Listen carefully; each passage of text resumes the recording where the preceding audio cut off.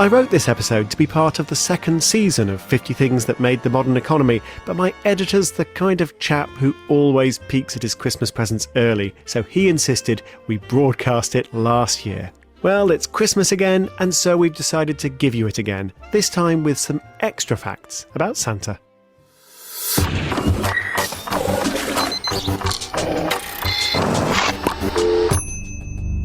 Things that made the modern economy with Tim Harford.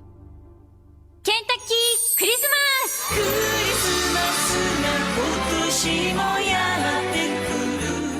A curious ritual takes place each year in Japan. It's called Kurisumasu ni wa Kentucky, or Kentucky for Christmas, the habit of eating Kentucky Fried Chicken on the 24th of December. It began as an inspired bit of marketing when KFC noticed in the 1970s that expatriates who craved Christmas turkey were turning to fried chicken as the closest available substitute. It's since become a popular Japanese tradition. There are queues around the block, and customers will pre-order their chicken as early as October. Christmas, of course, is not a religious holiday in Japan, where a tiny minority of the population is Christian. But Kurisumasu ni wa Kentucky demonstrates how easily commercial interests can hijack religious festivals. From Diwali in India to Passover and Rosh Hashanah in Israel, but most notoriously, Christmas in America. Why, after all, does Santa Claus wear red and white? Many people will tell you that the modern Santa is dressed to match the red and white colours of a can of Coke, and was popularised by Coca-Cola's advertising in the 1930s. A good story. But the red and white Santa wasn't created to advertise Coca-Cola. Why, he was touting the rival beverage White Rock back in 1923. Rudolph the Red-Nosed Reindeer was the one who was invented as a marketing gimmick.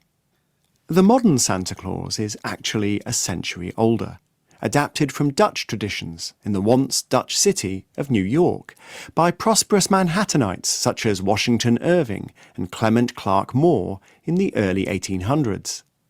Irving and Moore also wanted to turn Christmas Eve from a raucous partying of street gangs into a hushed family affair.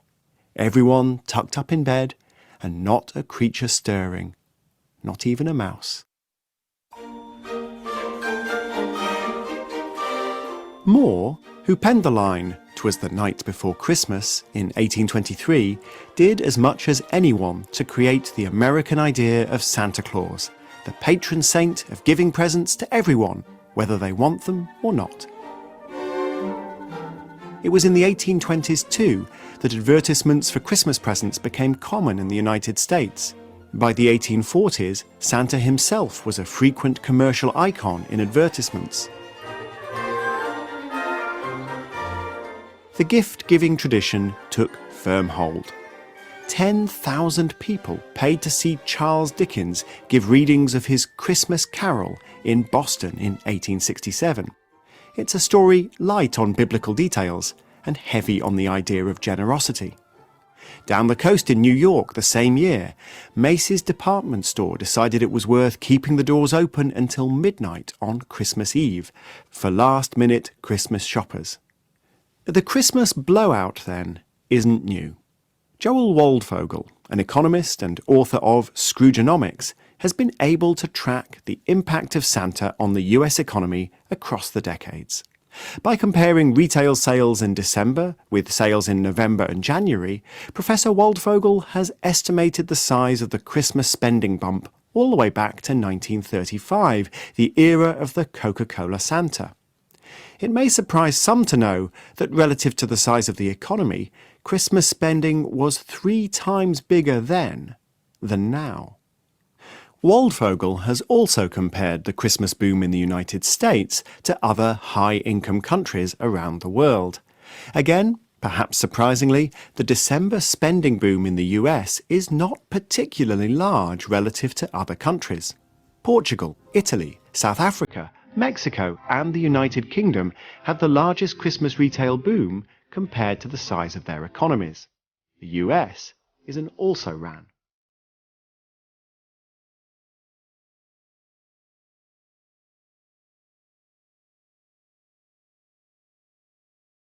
In the grand scheme of things, Christmas is a modest affair, financially speaking. In the US, for every $1,000 spent across the year, just $3 are specifically attributable to Christmas.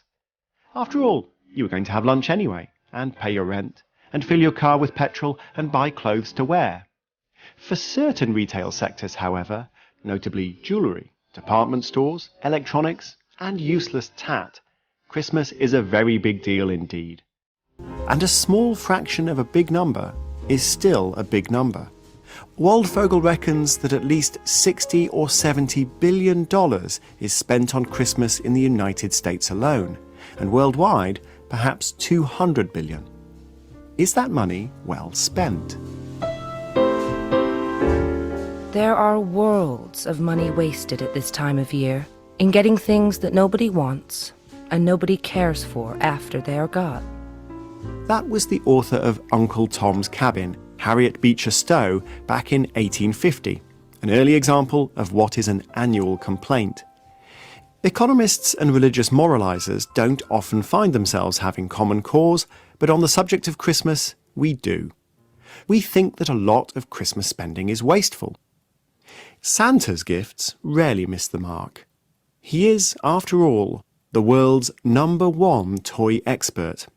The same cannot be said of the rest of us. Professor Waldvogel's most famous academic paper is The Deadweight Loss of Christmas, which simply tried to measure the gap between how much various Christmas gifts had cost and how much the recipients valued them, leaving aside the warm glow of "it's the thought that counts." He concluded that the typical $100 gift was valued at, on average, just $82 by the recipient. This wastage figure seems to be fairly robust across countries. There's even a research paper by 2 Indian economists estimating the deadweight loss of Diwali, and it suggests that $35 billion is being thrown away around the world in the form of poorly chosen Christmas gifts. That's about what the World Bank lends to developing country governments each year. This is real money, and it's really being wasted. And that's before pondering the strain put on the economy by squeezing the retail spending together in a single month rather than spreading it out, and the time and aggravation devoted to the task of shopping, which is not always pleasant during the December rush. So other economists have examined alternatives to clumsy gift-giving.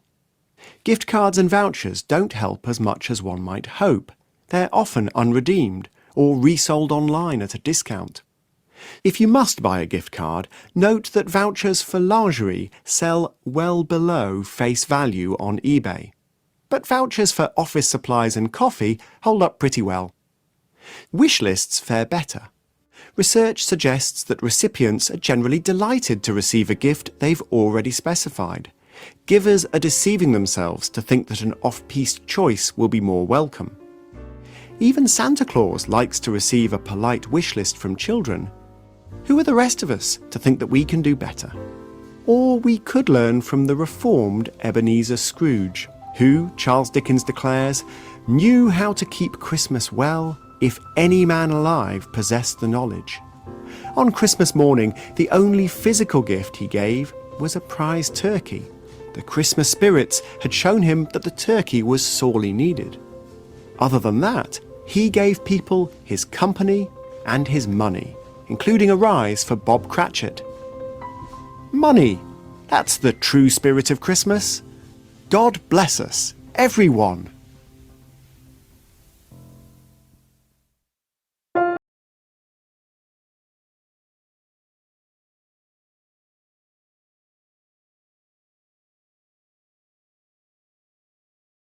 Why did you choose to write about Santa? Well, I love Father Christmas. I'm 46 years old. I love Father Christmas, and Father Christmas still loves me. I still put out my big knitted woolly stocking on Christmas Eve, and on Christmas morning Santa has filled it. So I'm a huge fan of Santa, but of course Santa, Father Christmas, he's not just this benevolent magical elf from the North Pole, he is also a commercial and economic phenomenon. And I felt I had to engage with that and to look into the history of how Santa started as being a folk tradition and then was co-opted by companies, by advertisers, to help them sell their product. There is actually even this myth, which I referred to in the piece, that Santa was invented by Coca-Cola. That's not true. What is true is Rudolph the Red-Nosed Reindeer is, and I'm sorry if there are any children listening, I apologize. Rudolph the Red-Nosed Reindeer is entirely fictional, invented by Montgomery Ward so that they could give away heartwarming brochures of the Rudolph the Red-Nosed Reindeer story in 1939 in their stores. So that's 1939, but Santa, much older. And I think a very important shift was when people started to think of Christmas as being a domestic affair. It wasn't a street party with wassailers running through the cities and knocking on people's doors and asking to be fed by rich people, by the master of the house. It was much more a quiet affair, people at home, surrounded by their immediate family. And at that point, it doesn't make any sense to make it about gifts of food. It has to be gifts of something else. That's happening in the 1820s, the 1840s, and that's when Christmas becomes a much more commercial business.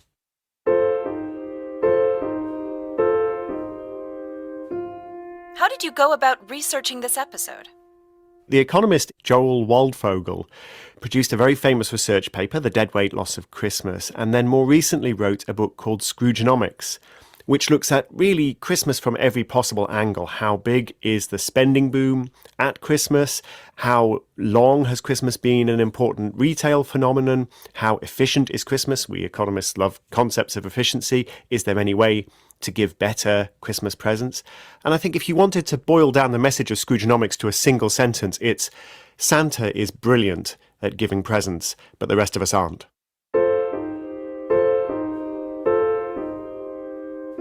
How important is Christmas economically? I think it's easy to overrate the importance of Christmas because it's so spectacular. It's really in our faces. It feels like it's a tremendously important economic event. It is important, but maybe not as important as people think. So when Joel Waldfogel tried to measure this, he would look at retail spending in November and in January and compare it to retail spending in December. And that's a sort of measure of the retail boom at Christmas. And his estimates are maybe for every £100 that's spent throughout the year, about 30 pence is specifically spent in this Christmas boom. So maybe not as big as people would think. But then when you reflect on what you spend most of your money on petrol, on rent, on food throughout the year, maybe you realize that Christmas, it's significant. It's very significant for particular kinds of product and particular kinds of retailer. But it's not the only thing going on in the economy throughout the year.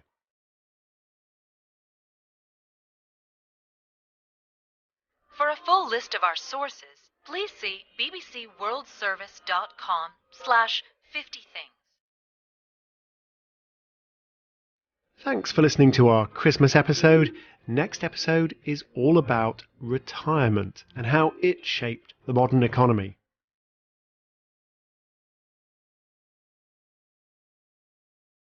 "2019 has been another busy year for BBC World Service podcasts.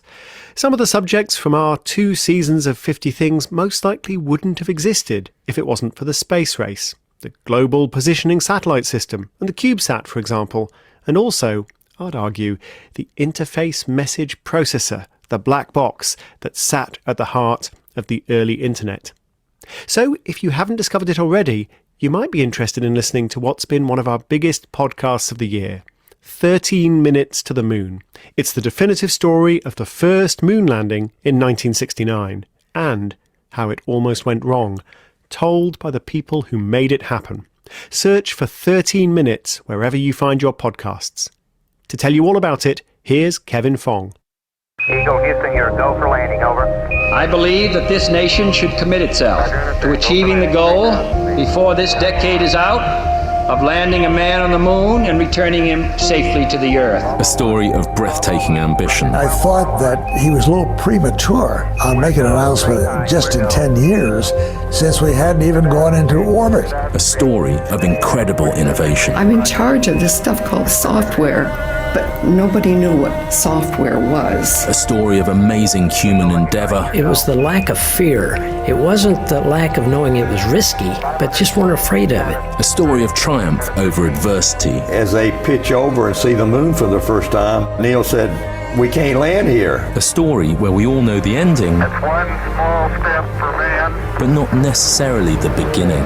3, 2, 1, 0. The dramatic story of the Apollo moon landings in a podcast from the BBC World Service. We're about to do something that nobody has ever done. Told by the people who made it happen. We were able to do this impossible thing. That's 13 Minutes to the Moon. We did it. We did it. Just search for 13 Minutes to the Moon wherever you found this podcast. The Eagle has landed.